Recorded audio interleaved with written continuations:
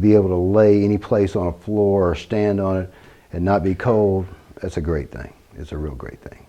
We use it in chicken houses, we use it in all kinds of poultry operations and horse barns and cattle operations and hog operations. So the limitations are basically your imagination to where it can be used. You just got to understand what you've got here and how to use it. It is a perfect vapor barrier.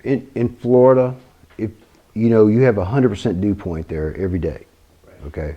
And we've actually done tests, control tests, and we can share some of these with you, and because this isn't a plastic, you can't think of it as a plastic film. It's reflecting heat, and it's doing it day and night, okay? It does it in the dark. It doesn't have to be light like this, okay? All the different forms of heat that we're going to be talking about here, it works on, and we have zero transfer of moisture. It allows itself to breathe. So it allows the moisture through. It allows the moisture. It stops the moisture from one side, and because it breathes, it doesn't build up and trap moisture like you're thinking about. In the insulation. In the insulation. How about in the house itself, in the room itself? We've never had that problem. If it's not going to trap it in the insulation, then it shouldn't trap it in the house. Are we still using the insulation with your product, though? You don't really have to. If you didn't use the insulation, all the issues that he's talking about, we wouldn't even be talking about them.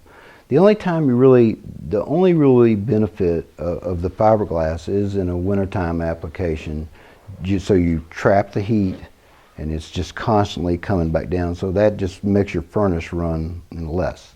This material is not going to generate any heat at all, okay? It just reflects it. It doesn't have anything to do with cold. You're keeping the heat out and you're keeping the heat in, depending on what the climate is. It doesn't generate heat, so you have to have some kind of heat source. Now, in all the years that we've been doing this, and all the hundreds of thousands of houses, and this is December, this will be our 24th year to do this. The issues that you've just been describing, we've never had those. No matter whether it's in cold climates, or in hot climates. I mean, it's just as bad in the summertime in Florida as it is in what you're describing in cold weather conditions. So, I mean, it's just the opposite. Again, the only time you'd need the fiberglass is in a wintertime application. And because it's code. You got to put something in there, okay?